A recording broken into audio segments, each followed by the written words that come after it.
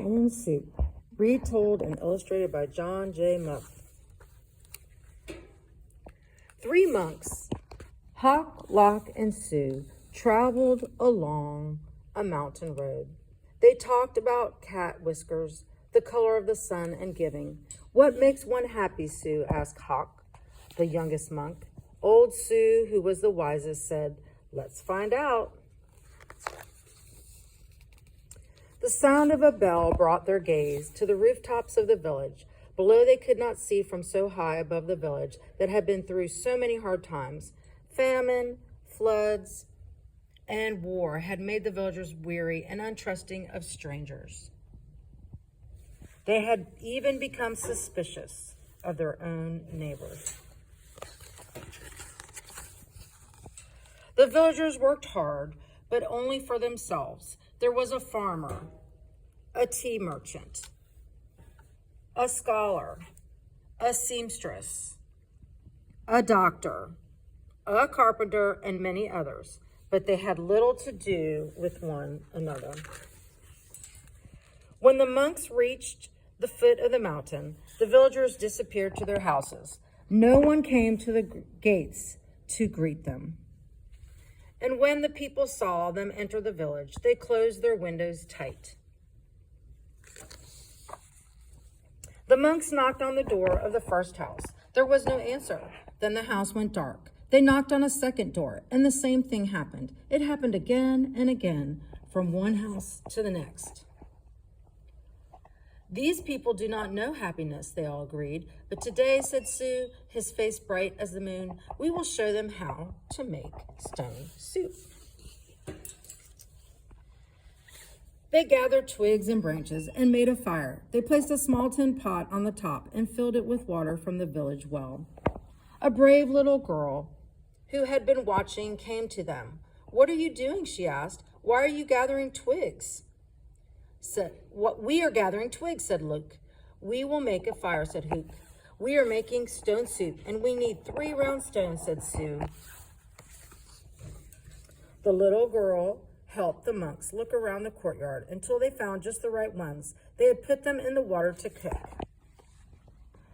The stones will make excellent soup, said Sue, but this very small pot won't make much, I'm afraid. My mother has a bigger pot, said the girl.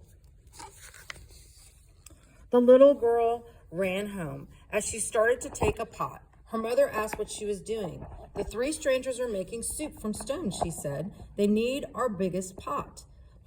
Said the girl's mother. Stones are easy to come by. I'd like to learn how to do that. The monks poked the coals. A smoke drifted up. The neighbors peered out from their windows. The fire in the large pot in the middle of the village was a true curiosity.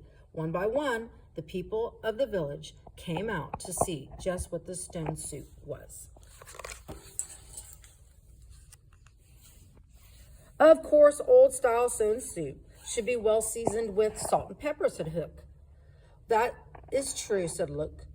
And he stirred the giant pot filled with water and stones. But we have none. I have some salt and pepper, said the scholar, his eyes big with curiosity.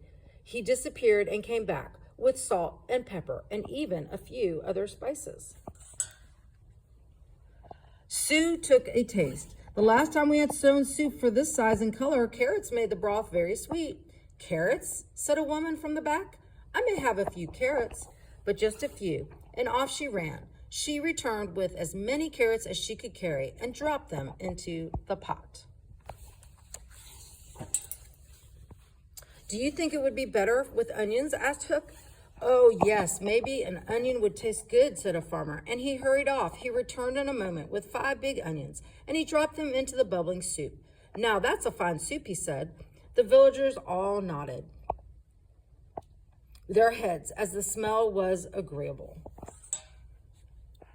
But if only we had some mushrooms, said Sue, rubbing his chin. Several villagers licked their lips. A few dashed away and returned with fresh mushrooms, noodles, pea pots, and cabbages. Something magical began to happen among the villagers. As each person opened their hearts to give, the next person gave even more. And as this happened, the soup grew richer and smelled more delicious.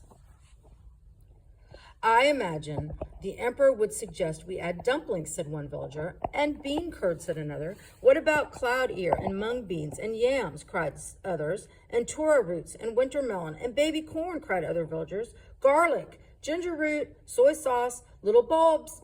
I have some, people cried out, and off they ran, returning with all they could carry. The monks stirred, and the pot bubbled. How good it smelled, how good it would taste, how giving the villagers had become.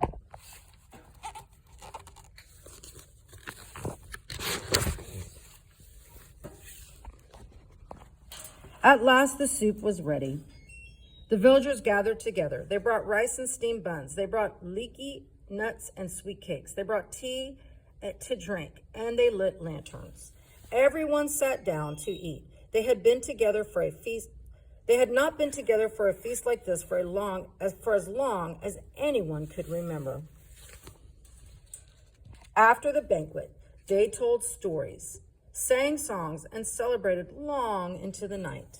Then they unlocked their doors and took the monks into their homes and gave them very comfortable places to sleep. In the gentle spring morning, everyone gathered together near the willows to say farewell.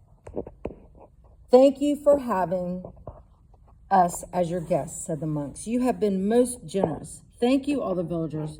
With the gifts you have given, we will always have plenty. You have shown us that sharing makes us richer, and to think, said the monks, to be happy is as simple as making stone soup.